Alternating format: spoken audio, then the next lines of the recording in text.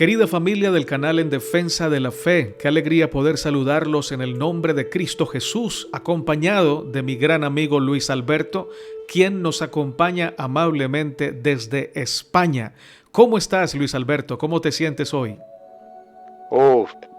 Natanael, bendecido, muy bendecido y con el deseo sincero de poder bendecir. Aquí tenemos una frase siempre típica: bendecido para bendecir. Poderosa Saludo frase. con todo el corazón a todos los hermanos que nos acompañan en el canal.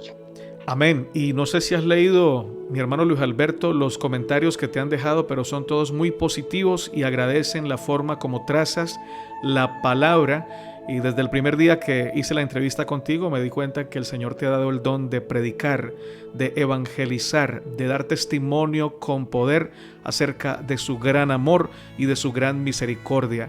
Hoy me gustaría comenzar diciendo que el que cree en el Señor Jesucristo, como dice la Escritura, de su interior corren ríos de agua viva.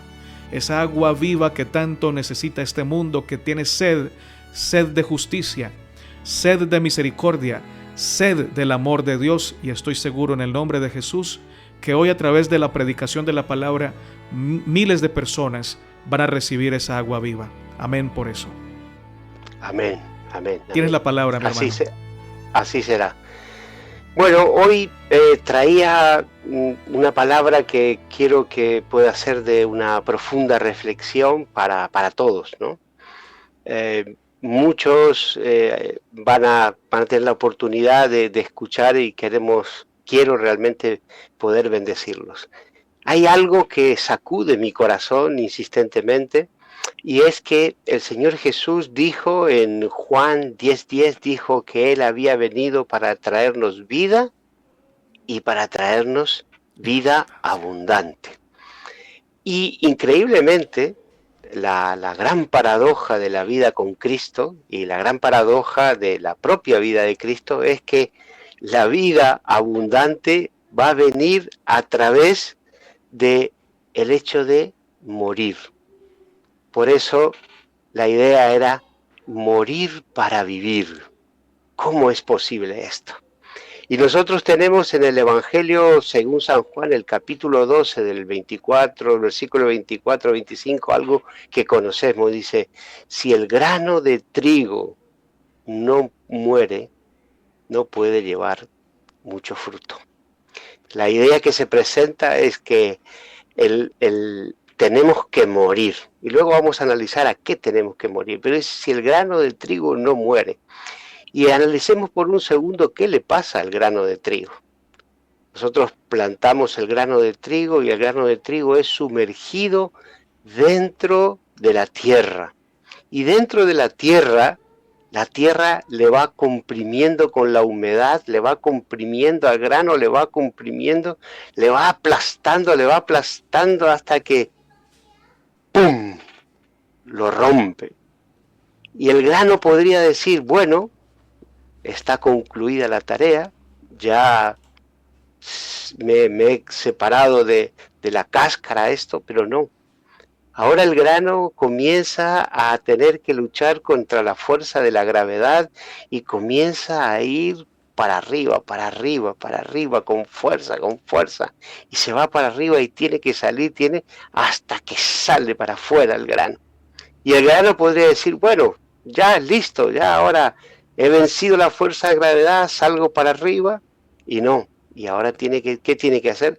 Tiene que esperar las inclemencias del tiempo, tienes que esperar la lluvia, tienes que esperar el sol, y ahí está batallando el grano, y batalla el grano hasta que se hace espiga grande, y cuando ya salen los frutos, dice: bueno, se terminó, ya soy un fruto, se terminó todo el problema.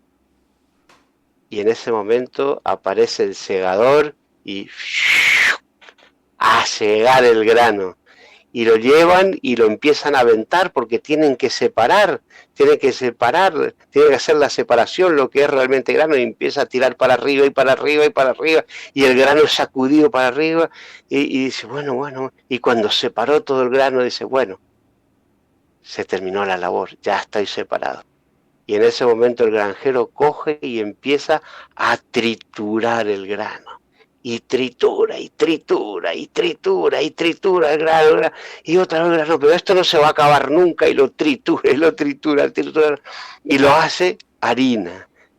Y el grano dice, ya terminó todo, bueno, ya soy harina. Y viene el panadero ahora y lo pone con la levadura y lo amasa, y lo amasa, y lo amasa, y lo amasa, y lo mezcla, y lo mezcla, y lo mezcla. Y el grano dice, bueno, ya, listo, ahora vino el panadero, me amasó y se terminó. Y lo mete a leudar.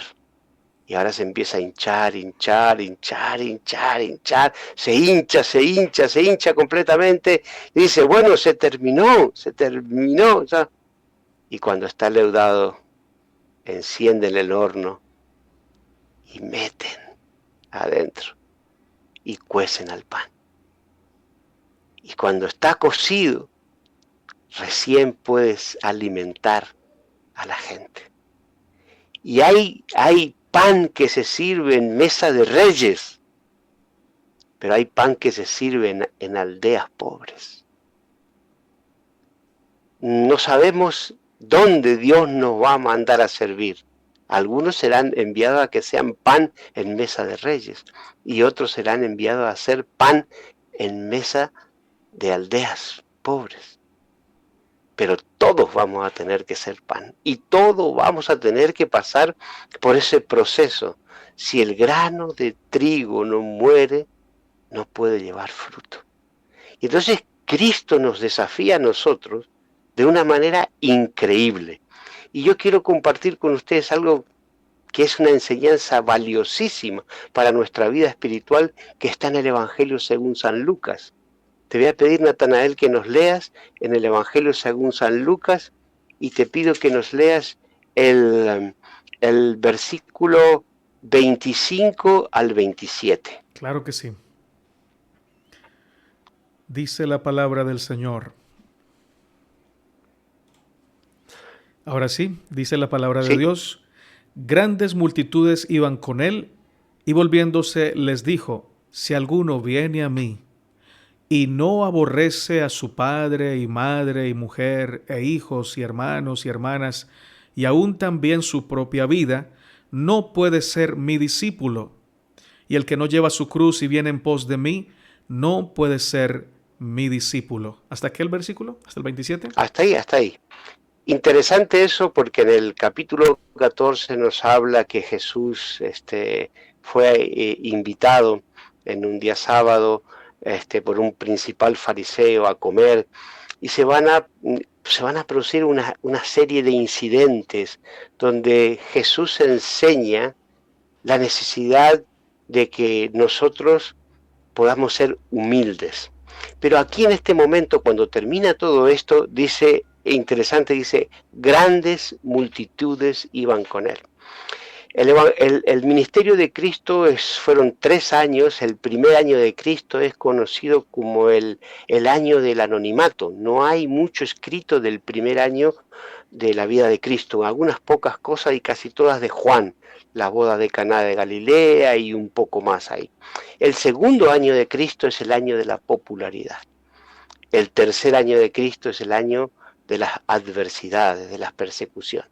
Y ahora estamos en el segundo año de Cristo, en el año de la popularidad, en el año en donde las multitudes le seguían. Y hoy, en el mundo que vivimos hoy, donde generalmente todo lo medimos y valoramos por la cantidad de personas que somos, si la iglesia es muy grande, si el cuerpo es muy grande, si el ministerio es muy grande, Jesús siempre tenía un detalle. Él, cuando veía multitud, se molestaba. ¿Por qué? Porque nosotros, los seres humanos, siempre buscamos cantidad. Pero el maestro siempre nos enseñó que él busca calidad. Y eso es la primera enseñanza que quiero dejar. Señor quiere calidad, calidad de entrega, calidad de compromiso, calidad de búsqueda, calidad de tiempo con Él. No cantidad, quiere calidad, porque Él quiere realmente, quiere que le permitamos que Él pueda entrar dentro de nuestro corazón y hacer la transformación que tanto necesitamos. Quiere llevarnos, dice, a la estatura de un varón perfecto, similar a la que tenía su Hijo Jesucristo. O sea, su gran deseo es formar su carácter, que la naturaleza divina que en el Edén hemos perdido, que recuperemos esa naturaleza divina. Amén. Y entonces podamos afrontar casi todas las circunstancias que nos tocan en la vida con esa fe, con esa naturaleza, con esa impronta que tenía Cristo. Si somos seguidores de Cristo, la gente tiene que notar que somos seguidores de Cristo. Amén. Se lo tiene que salir Cristo tiene que salir por nuestros poros, ¿no? Y dice que las grandes multitudes le seguían, y él cuando ve la multitud se gira, porque se da cuenta que en ese tiempo la multitud le seguía por interés, por ver milagros, por los panes, por los peces. Y él se da cuenta, Cristo se daba cuenta de estas cosas. Y dice, si alguno viene en pos de mí y no aborrece a su padre, a su madre, su mujer, sus hijos, hermanos, hermanas, aún su propia vida. Y entonces da la condición, no dice, quizás pueda ser, quizás cuadre, a lo mejor. No, directamente nos dice, no puede ser mi discípulo, directamente. Entonces, ¿qué significa aquí esto? Significa las prioridades, porque Dios no está en contra de que podamos tener familia, absolutamente, pero Él nos quiere decir, ¿cuál es tu prioridad? Cada día cuando me levanto, me dice Luis, ¿cuál es tu prioridad? Si nosotros ponemos, Él ya nos advirtió, dice, busca primeramente mi reino y mi justicia, ¿y qué será añadido? Todas las cosas. Todo lo demás, exactamente. Entonces, cuando yo pongo primero, mi prioridad es Él, ¿qué ocurre? Como no pongo la prioridad primero en mi esposa, Él me bendice con un hogar fructífero. Como no pongo primero a mis hermanos, a mi familia, Él me permite tener una buena relación con mi familia. Entonces, esto es importante entender. Entonces, había mucha gente que el único motivo de seguirle era que lo ponían siempre como una segunda opción. Dios no acepta segundas opciones. Nuestra primera opción tiene que ser Él. Y dice en el 27, y el que no lleva su cruz y viene en pos de mí, no puede ser mi discípulo. A nosotros nos cuesta entender este versículo. ¿Por qué? Porque para nosotros hoy la cruz no tiene ningún sentido de oprobio. Pero en aquel tiempo que se escribió, tomar tu cruz tenía un peso enorme. La gente sabía lo que era tomar su cruz. He leído a un comentarista decir que lo más parecido para que podamos entender el espíritu de lo que está aquí diciendo es que mañana me pongan un cartel enorme a mí o a ti o a cualquiera que siga a Cristo y que diga, Luis Alberto, violador de menores. O sea, ese significado es lo más parecido para que podamos entender lo que significaba tomar la cruz. Entonces, aquel que no está dispuesto a tomar su cruz no puede ser mi discípulo. Prioridades. Tenemos que todos los días cuando nos levantamos revisar y decir, ¿dónde está mi prioridad? Esto es tremendamente necesario en nuestra vida espiritual y para el crecimiento de nuestra vida espiritual. Te voy a pedir, por favor, que me leas el mismo capítulo, pero que el versículo 12, del 12 al 14. Dijo también al que le había convidado, cuando hagas comida o cena, no llames a tus amigos, ni a tus hermanos, ni a tus parientes, ni a vecinos ricos, no sea que ellos a su vez te vuelvan a convidar y seas recompensado. Mas cuando hagas banquete, llama a los pobres, los mancos, los cojos y los ciegos, y serás bienaventurado, porque ellos no te pueden recompensar, pero te será recompensado en la resurrección de los justos. Jesús siempre estaba desafiando. ¿Por qué? Porque generalmente la naturaleza humana siempre busca beneficiar a alguien para obtener algo a favor. Y Cristo dice, no, tú no busques recompensas aquí en la tierra. No busques recompensa. Y lo interesante de todo es que seguidamente a esto, cuando él dice eso, en el versículo 15, dice, oyendo uno de los que estaban sentados en el banquete a la mesa, dijo, bienaventurado el que coma pan en el reino de Dios. Y Cristo sabía lo que había en el corazón de estas personas, y entonces le dice, les voy a contar algo, dice, un hombre hizo una gran cena y convidó a muchos. Y a la hora de la cena envió a su siervo a decir a los convidados, venid, que ya está todo preparado. Y todos comenzaron a excusarse. El primero dijo, he comprado una hacienda y necesito ir a verla, te ruego que me excuses. Otro dijo, he comprado 5 yuntas de bueyes y voy a probarlos, te ruego que me excuses. Y el otro dijo, acabo de casarme, por tanto no puedo ir. La realidad de lo que está diciendo en la parábola de la gran cena es que el Señor no acepta nuestras excusas. O sea, todo aquel que no pone la mano, que pone la mano en el arado y mira para atrás, no es apto para el reino de los cielos.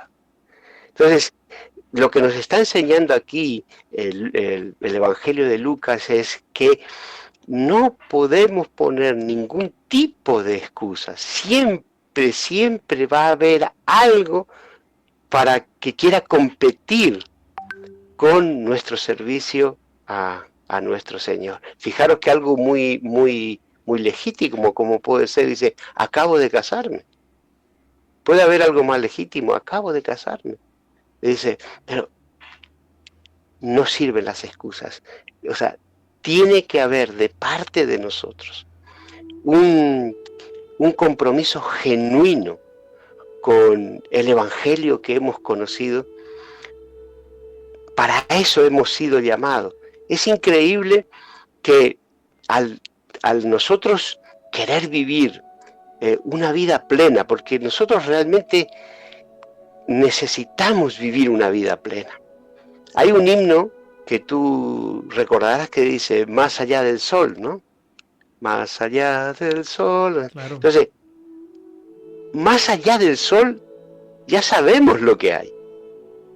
La eternidad con Él, la gloria, el gozo, la paz, es hermoso. Pero Dios no solamente quiere darnos el gozo, la paz y la felicidad más allá del sol, sino también en este lado del sol, aquí. Entonces nosotros de pronto decimos, ¿cómo podemos llegar a esto? La única forma es morir, renunciar. Ese es el gran desafío que tenemos. ¿Por qué? Porque no nos hemos dado cuenta hasta ahora, Natanael, que las pruebas, las dificultades, las necesidades o cualquier cosa que pasamos son instrumentos que Dios ha preparado para nuestro crecimiento. Amén. Y hemos tomado hasta ahora, quizás muchos ya han avanzado en este punto, pero hemos tomado siempre a la prueba como un estado en el cual tengamos que estar en batallando, ¿no? Hubo otra vez esta prueba, esta dificultad. No hemos entendido que la prueba, la dificultad, la necesidad está preparada para que nosotros podamos crecer, para que podamos levantarnos. De hecho, estaba aquí apuntando ahora de los últimos versículos, Hechos 14:22 dice que es necesario que a través de qué entremos en el reino del cielo. Muchas tribulaciones. A través de muchas tribulaciones. ¿Pero por qué? ¿Por qué es necesario que entremos a través de muchas tribulaciones? Porque Dios desea lo que sea es quebrantarnos. O sea, quiere romper nuestra humanidad. Quiere lograr que nosotros podamos vivir una vida 100% dependiente de Dios y de confianza y de gozo. Yo siempre le digo a los hermanos, porque a veces tengo la oportunidad de hablar con ellos y me llaman o hablamos y me dicen, Luis, estoy pasando tal o cual dificultad. Y le digo, piensa en Silas y Pablo cuando estaban en lo último de la mazmorra. Todos conocemos el incidente. ¿Qué estaban haciendo? Se quejaban, lloraban, cantaban. O sea, para ellos era esa circunstancia que estaban pasando, era una circunstancia donde Dios iba a manifestar su poder. Y nosotros como pueblo de Dios ahora, es la actitud y el espíritu que necesitamos para cada día cuando nos encontramos con las personas que Dios pone a nuestro paso.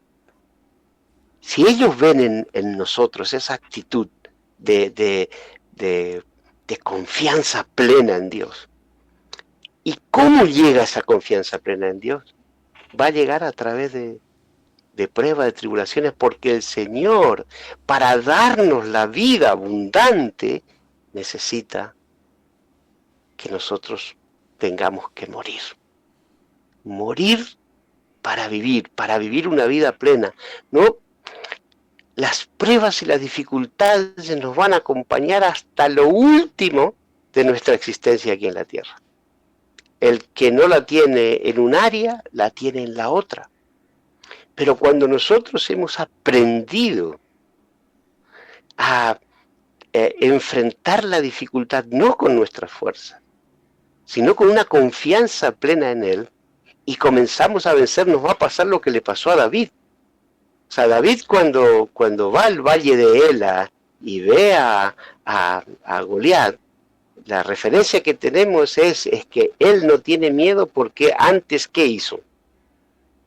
Dice, antes venció al oso y antes venció al león. Y venció al oso y venció al león cuando nadie le veía. Había hecho de Dios su fuerza y había conquistado las áreas que tenía que conquistar junto con Dios. Y fue quebrado y quebrantado para confiar. Y entonces ahora cuando se acerca a ese gigante, sabe perfectamente que lo puede vencer. Tengo aquí algunos textos que son muy interesantes. Por ejemplo, en Gálatas 2:20, Pablo dice, juntamente con Cristo, ¿qué estoy? Crucificado. Estoy crucificado. ¿Y quién vive? Dice, ya no vivo yo, sino quien dice, Cristo vive. Ahora vive Cristo en mí. Y dice, y lo que vivo ahora, lo que estoy viviendo ahora en la carne, dice, lo vivo en la fe del Hijo de Dios que me amó y murió. Hermanos, cuando a un crucificado, cuando una persona estaba crucificada, no podía mirar para atrás. Solamente podía mirar para adelante. Ahí enlazamos con el texto que dice, ninguno que pone la mano en el arado y mira para atrás es digno de seguir. O sea, solamente una mirada para adelante. ¿Dónde estamos fijando nuestros ojos cada día? ¿Estamos poniendo las miradas en las circunstancias, en los problemas, en las dificultades? ¿O tenemos los ojos puestos en Cristo? Eso va a marcar la diferencia. Filipenses 1:21 dice, para mí el vivir es Cristo Y el morir y el morir, es ganancia. ganancia. O sea, vamos a ver, es increíble que Dios nos invita a tener una vida abundante, pero para vivir la vida abundante, primeramente tenemos que morir. Amén.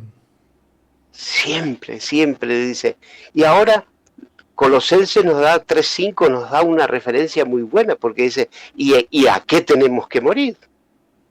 Y Colosenses 3:5 dice, haced morir en vosotros, ¿qué cosa? Lo terrenal. Y da una lista. Dice, hay una lista que yo creo que no tendría que ser para nosotros, ¿no? Habrá fornicación, adulterio, etc. Creo que son cosas que ya la tendríamos que tener resuelta. Pero hay otro espacio que sí que habla, dice hacer morir en vosotros ira, enojo, malicia, blasfemia, palabras deshonestas, mentiras. Y en el versículo 13-14 dice, aprendan a soportarse, aprendan a perdonarse y vístanse del vínculo perfecto que es el amor. Poderoso. Vestíos del vínculo perfecto que es el amor. Si nos vestimos de ese vínculo perfecto, si permitimos que, porque yo puedo tener amor, pero Dios no tiene amor, porque Dios es amor. Y si me visto de ese vínculo perfecto, me visto de Dios. O sea, necesito morir a mí mismo para que Dios entre, para que la plenitud de Él entre dentro de mí y entonces todo lo espiritual pueda aflorar. Amén. Es precioso. Y hay algo que tenemos que tener en cuenta, esto lo tenemos que vivir con tanta intensidad, con tanto fervor, con tantas ganas, que la gente tiene que captar nuestro entusiasmo. Correcto. Tiene que captar eso, porque es realmente lo que marca la diferencia. Recuerdo cuando recién conocí el Evangelio, a veces daban espacio a los testimonios. Y en los testimonios a veces se hacía el énfasis a la vida antigua y no a la nueva. Entonces pasaba algún joven y decía, yo antes de conocer a Cristo fumaba, bebía, bailaba, y le daba el énfasis a lo que hacía. Y luego decía, y ahora que conozco a Cristo, soy tan feliz, tan feliz. O sea, el énfasis no estaba en lo que estaba viviendo ahora, sino en lo que había vivido hacia atrás. Entonces, cuando nosotros, cada día, esto lo hacemos una experiencia de cada día, tenemos que saber que cada día que nos levantamos, nosotros tenemos que morir, permitir que el Espíritu de Dios penetre dentro de nuestras vidas y, como dice la palabra, ¿no? Que ese odre viejo se transforme en un odre nuevo. Creo que lo compartí en otra de las charlas, pero es muy importante esto. El odre viejo se volvía nuevo sumergiéndolo en aceite, porque los odres eran de cuero. No se puede, entonces, si el odre estaba viejo, estaba seco, se tiraba el vino, se hinchaba, se rompía y se desperdiciaba el vino. Entonces, para que el odre viejo se transformase en un odre nuevo, lo que se hacía era sumergirlo en aceite. Y ese odre viejo, lleno del aceite, recuperaba su elasticidad y se podía echar el vino nuevo. Por eso el Señor dijo, no puede ser echado el vino nuevo en un odre viejo. Nuestra vida cada día que nos levantamos tiene que estar sumergida en su espíritu. Y la vida sumergida en el espíritu es una vida de entrega, de renuncia.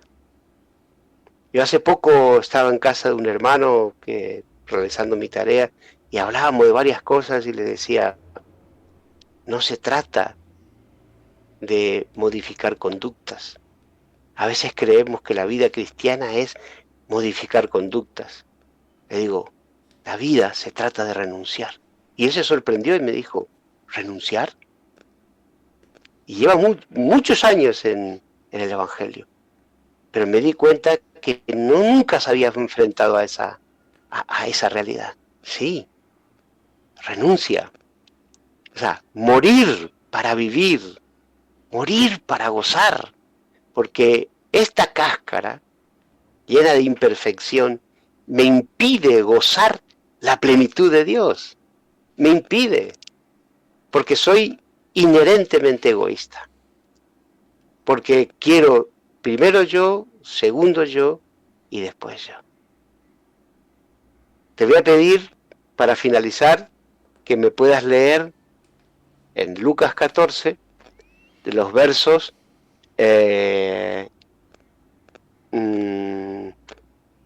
28 al 33. Porque ¿quién de vosotros, queriendo edificar una torre, no se sienta primero y calcula los gastos, a ver si tiene lo que necesita para acabarla? No sea que después que haya puesto el cimiento y no pueda acabarla, todos los que vean comiencen a hacer burla de él, diciendo, este hombre comenzó a edificar y no pudo acabar. ¿O qué rey, al marchar a la guerra contra otro rey, no se sienta primero y considera si puede hacer frente con 10,000 al que viene contra él con 20,000? Y si no puede, cuando el otro está todavía lejos, le envía una embajada y le pide condiciones de paz. Así pues, cualquiera de vosotros que no renuncia a todo lo que posee, no puede ser mi discípulo. Cristo es claro. Aquel que no renuncia, lo voy a pensar, quizás puede ser, lo voy a considerar. No. Aquel que no renuncia a todo lo que posee, no puede ser mi discípulo. Volvemos a insistir, prioridades. Prioridades. El Señor dejó claro, busca primero mi reino y mi justicia y yo te voy a añadir todo. Pero Él dice, yo soy Jehová fuerte, celoso. O sea, es un Dios que nos cela, que nos ama, que ha entregado lo más precioso que tenía, su Hijo. Nosotros tenemos acceso libre al Padre, tenemos la salvación. Somos salvos, somos seres eternos, hemos recuperado la condición anterior, porque que los hermanos sepan que todos los que hemos aceptado la fe, bueno, toda la creación fue diseñada desde el principio para ser eternos. Y el camino es que cuando se reconstruyan todas las cosas, todos caminaremos a esa eternidad de donde venimos. Amén. Tenemos que estar seguros de esos. Nuestra identidad tiene que estar firme. Yo sé de dónde vengo, de la eternidad con Dios. Sé quién soy. Soy hijo del Eterno. Amén. ¿Y a dónde voy? Sé que voy a esa eternidad de donde he partido. Y una cosa sé, que en el vientre de mi madre me apartó en su amor para hablar de Él. Tengo que tener esa identidad fuerte, fuerte en mi corazón. Cuando tengo esa identidad fuerte, camino para adelante. La segunda cosa que tengo que saber, todo lo que nos ocurre en la vida está preparado para nuestra edificación. Amén. Dice que a los hijos de Dios todas las cosas le ayudan a bien, aquellos a que su propósito fueran llamados.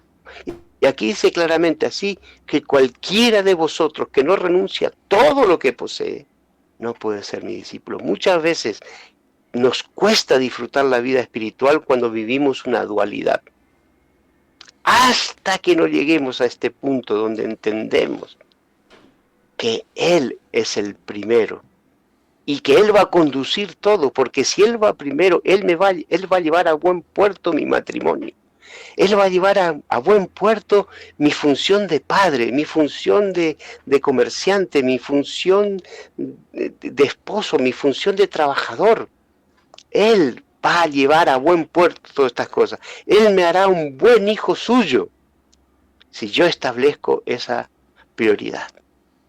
Termino recordando a mis hermanos aquel hombre que encontró una perla de gran precio y fue y dice que vendió todo lo que tenía para comprar el terreno. Hay un pastor que lo pone en una parábola muy moderna y dice que el hombre va a comprar el terreno porque sabe que está la perla de gran precio y va a hacer el negocio con el dueño del terreno. Y le dice, te compro el terreno. Vale, perfecto. ¿Cuánto vale? 10.000 euros. Ok. Tengo en mi cuenta 10.000 euros. 10.000 euros. Bueno, ¿qué más tienes? No, me das 10.000 euros, no tengo más. No, revisa tu bolsillo. Revisa y tengo 100 euros. Dame los 100 euros. ¿Qué más tienes? Ya te he dado 10.000 más 100. ¿No tienes una casa? Hombre, sí, tengo una casa. Pues venga, la casa para mí. Hombre, ¿no pretenderás que vaya a vivir en la casa de la playa y te quedes con mi casa? Ah, que tienes una casa en la playa. La casa de la playa también para mí. Y así va poco a poco. Ah, ¿y qué tienes? ¿Tienes hijos? Venga, para mí. Esto para mí. Tienes esto para mí, para mí. Y a lo último, dice, pues ya me has quitado todo. Ah, perdona, me olvidé algo. También te quiero a ti. Esa es la realidad. Esa es la realidad. Todo, todo. Aquel dice, fue y vendió todo lo que tenía. ¿Para qué? Para coger esa perla de gran precio. Y ese es el punto, al punto que todos debemos llegar. Es el punto en que yo invito a mis hermanos. Cuando llegamos a ese punto, cuando quitamos la dualidad de nuestra vida, comenzamos a vivir una experiencia de este lado del sol igualita a la que vamos a vivir más allá del sol. Amén. Por lo menos acercándose mucho, porque la de allá va a ser inefable, pero sí podemos acercarnos porque estamos con el Rey de este lado también. Él está con nosotros y somos conscientes de ello. Amén, amén. Leemos la iglesia primitiva y leemos cómo entregaron su vida, la menospreciaron, no la valoraron. ¿Por qué? Porque ahí cuando nos desprendemos de esto, y cuando entramos en la ¿cómo es? En la atmósfera espiritual, todo cambia, cambia completamente. Y lo que ocurre es que vivimos en un mundo que nos empuja a vivir una experiencia contraria.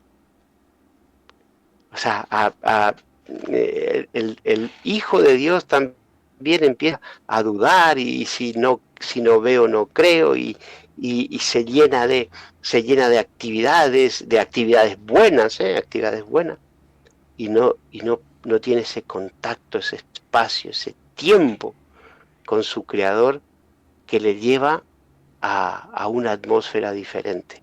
Nosotros tenemos la responsabilidad, la palabra dice, somos embajadores de Cristo.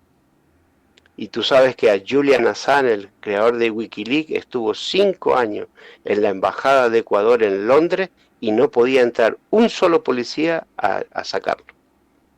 ¿Por qué? Porque las embajadas son territorio de Ecuador. Está la embajada de Ecuador en Londres, pero es territorio de Ecuador, nadie puede entrar.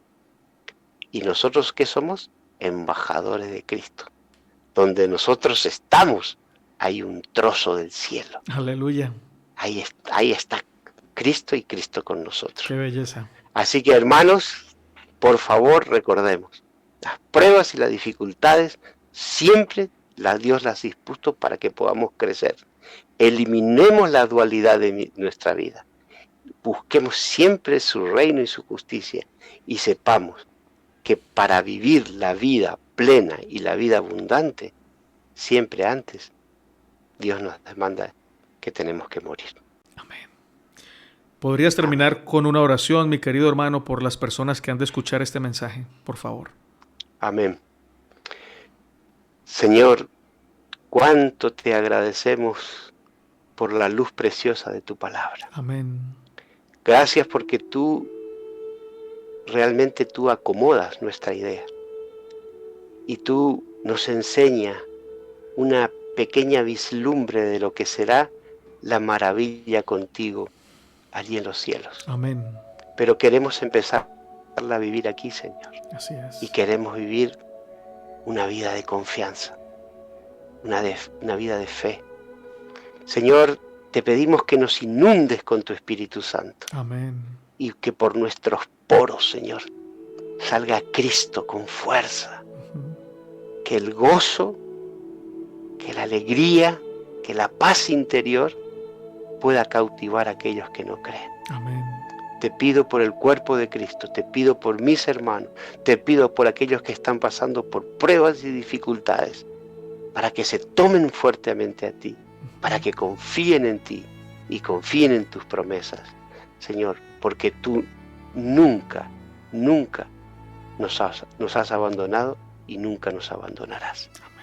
Gracias por esta porción de tu palabra que trae luz y entendimiento a nuestras vidas. Amén. Gracias, Señor, en el nombre de Jesús. Amén y amén. Sí. Amén. Gracias, mi querido hermano evangelista Luis Alberto, que Dios te siga usando con poder, y gracias por este tiempo y este tema tan edificante para todos nosotros. Dios te siga bendiciendo. Saludos a tu familia. Amén. Gracias. Igualmente, saludos y cariños para todos. Amén. De todo corazón. Igual.